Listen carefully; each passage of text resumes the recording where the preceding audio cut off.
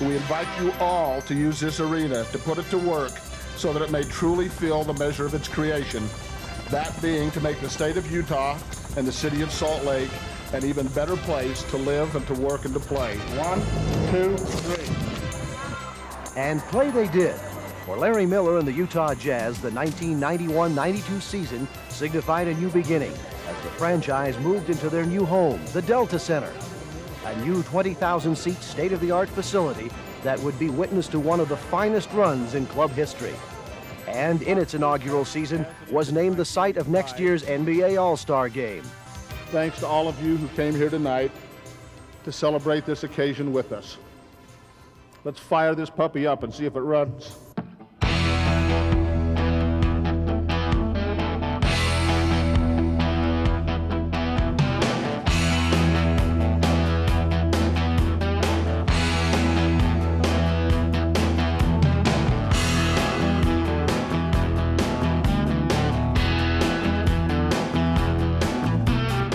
Although head coach Jerry Sloan entered the campaign with a formidable squad, changes were in order as the club released veteran Darrell Griffin. I would like to say that it's hard, but it has to happen. And then a few short weeks later, longtime Jazz favorite Thurl Bailey was traded for the multidimensional talents of Tyrone Corbin. Couple that with the addition of 4 rookies, and the roster was set for the long haul. He comes down slower and then he got in the lead. Down he goes, Isaiah. We got a whistle. Isaiah dives, cut badly. Although the year was not without controversy, the team weathered the storm and went on to post the finest home record in the NBA, an impressive 37-4 mark. And few stretches during the campaign better typified the club's resilience than the midwinter homestand that the Jazz enjoyed. 116 to 115 Phoenix. Jeff right side, 6 seconds. Over the right corner, Delaney open. He made it. He made it. The Jazz lead. The Jazz lead. 8 seconds on the shot clock. Gordon backs in on Jeff Benoit. Jeff knocks it away. The double stopped it. Knocked it down the left side. Cross court to the elbow. Hammer down. Benoit. Oh, baby. You gotta love it. Knocked it down the left side. 3-pointer. Good. John Stockton. Foul good. Foul Michael Jordan. Jeff Benoit. They win the game right here. Down the right side. He'll go back to the mailman who fumbles, now grabs it. Left corner to Jeff. Jeff Benoit takes a 3-pointer. Good. Jeff Benoit ties the game. Stockton drive left, go to the hoop. Shovel it up. Tipped him on the ball. He didn't touch it. It went in. It went in. Stockton wins the game. Wait a minute. Hold the phone. The ball went in. They count it. They count it. John Stockton. The Jazz win the game. It's over. It's over. Nope. Didn't touch it. Yeah, yeah, yeah. Of course, the season was not without personal accomplishments, as Karl Malone became the all-time leading scorer in franchise history. There it is. Karl Malone has passed Adrian Dantley on the all-time points scored list. Stockton has tied Bob Cousy in the all-time list of assists. It was also a year in which John Stockton surpassed a number of NBA legends to move into 4th place amongst the all-time assist leaders. This is what John Stockton does better than anybody in the NBA right now. You get a chance to look, Bob, at the 1,000 assist seasons the last 5 years for John Stockton.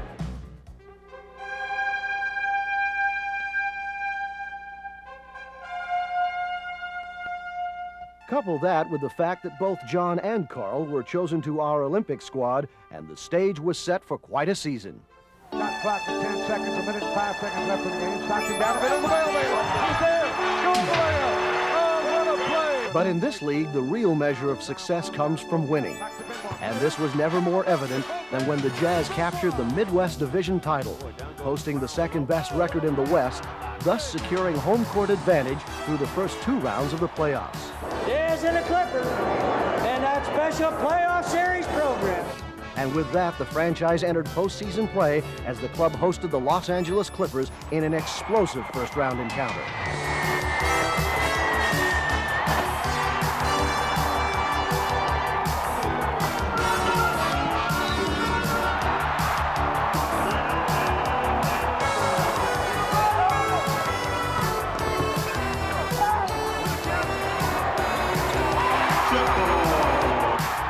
some phenomenal performances. You know, both Malone's, Mark, Stockton was great as usual. They had great help from their bench, especially the first half with Brown and Corbin. So it's just a butt kicking by a much better team, and a team that's obviously been in playoffs before and knows what it takes to win.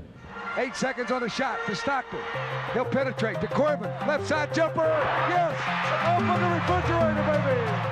Amongst all the hoopla, the team held serve at home and took a 2-game lead to the City of Angels, where they found the going a little tougher. Mike Brown rumbles in left side. Right-hand shot won't go. Now here's almost a fight. Edwards and Mike Brown. They're one-handed. And he had to be restrained. Following the setback, the Jazz realized they were in for a battle.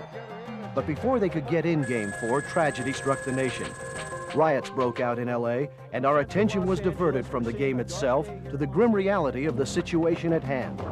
We, the jury, find the defendant not guilty of the crime of assault by force likely to produce great bodily injury. By having this verdict, what these people have done, they let this fuse to a bomb. We're in a lot of trouble, dude. A lot of trouble. These people are angry, and they have every right to be. My kids constantly ask Mama why, Mama why. Mama don't have an answer for this, and it's sad. Hi ho, it's home from work we go. Once order was restored, Game 4 was moved to Anaheim. The series resumed in the shadow of the Magic Kingdom. Although the Jazz made a valiant effort, the series was now deadlocked, as both clubs prepared for a decisive Game 5. And with 1 second, Rudd for three. On the right side. No, Lady Rudd. Stockton veers right. They double him. Back to Benoit. Three-pointer on the way. Good. Unbelievable. No one is happier than David Benoit. 2 3-pointers. Stockton's got it. Stockton on the run to Jeff. He's in for the layup. Scoring. Jeff below. And he's fouled. A foul to Doc Rivers.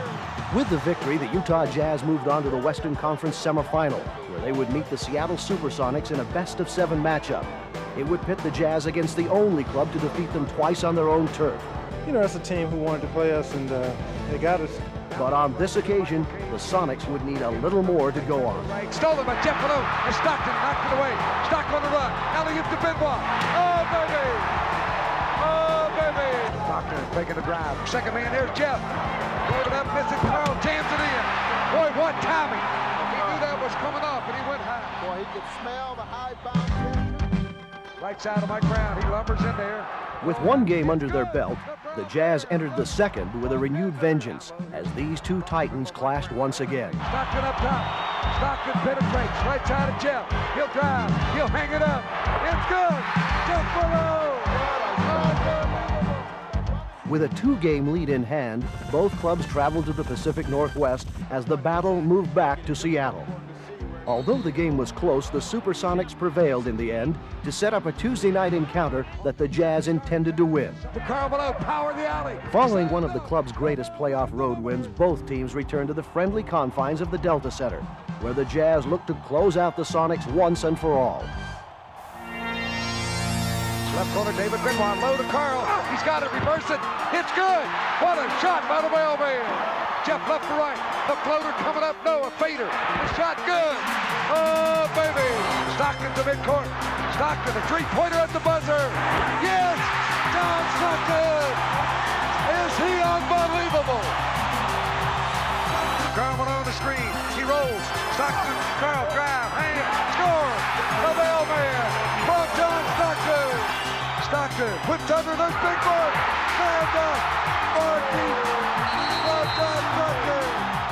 With a victory in tow, the franchise would now set out into uncharted waters as they embarked on their first appearance in an NBA Western Conference Final. They would meet the Portland Trailblazers in an honest-to-goodness Wild West shootout that ultimately would decide how the West was won. Porter, a three-pointer. On a Saturday afternoon, before a nationally televised audience, these two clubs squared off to decide who would move into the NBA Finals. And from the opening tip, it was obvious the Blazers were ready for a battle as they beat the Jazz to the draw. Porter free for a three-pointer. Porter for three. 4 for 4. Terry Porter, who's been hit. The Jazz didn't fare much better in Game 2. Drexler, left to right, go to the alley, push it up, good! Count it, and he's fouled! And found themselves trailing 2-0 in their best-of-7 series. The action moved back to Salt Lake, where a partisan crowd awaited their arrival. Stockton looking for the mailman, he's got him low, turn in, score it, count it, he's fouled, the mailman! Cliff Robinson holds inside pass, knocked down by Blue, Carl's got it, ahead to Blue, he's there, never done, Blue Edwards! What a pass there by Carl! Stockton lights out, cross court to Jeff, underneath, nice pass, the mailman scores, Carl below! Following this impressive win, the club now set its sights on tying the series at 2 games apiece. The lob pass goes off the backboard to Malone, and Utah leads 13-12. Karl Malone, what a feed from Stockton, oh my! With the series now deadlocked, these two clubs once again return to Portland, Oregon for the pivotal game in this Western Conference final. And just prior to the close of the first half, a simple flick of the wrist cast a shadow of doubt on the game itself. Drexler was coming down, Stockton goes up. Caught a hand right across the cheek. Without John Stockton, the Utah Jazz would not be nearly the same team. The incident seemed to rally the squad as Delaney Rudd and company staged an inspired second-half comeback that culminated in a big way. Rudd for a three-pointer. Oh, my! Right down the middle with 5.5 seconds to go. Delaney Rudd for the injured child. Although the Jazz lost the game in overtime and were defeated in Game 6, sealing their fate in the series, 1991-92 will be remembered as the season that established the Utah Jazz as a force to be reckoned with in the NBA, serving notice that this franchise has indeed come of age. And now, ladies and gentlemen, introducing our Utah Jazz. Wearing number 11, 6'2" guard from Wake Forest, Delaney Rudd. Number 14, 6'1" guard from Providence, Eric Murdoch. Number 15, 6'5" guard from Kentucky Wesleyan, Corey Crowder. Wearing number 21, 6'8" forward from Alabama, David Benoit. Number 23, 6'6" forward from DePaul, Tyrone Corbin. Number 40, 6'10" center from George Washington, Mike Brown. Wearing number 50, 6'10" center from Arizona State, Isaac Austin. And number 33, 6'10" center from UC Irvine, Bob Thornton. Starting for the Jazz at forward, wearing number 32 and 6'9" from Louisiana Tech, the mailman, Karl Malone. At forward, number 30 and 6'5" from East Carolina, Theodore Blue Edwards. The starting center, number 53 and 7'4" from UCLA, Mark Mason. On the guard line, wearing number 12 and 6'1" from Gonzaga, John Stockton. Then at guard, wearing number 24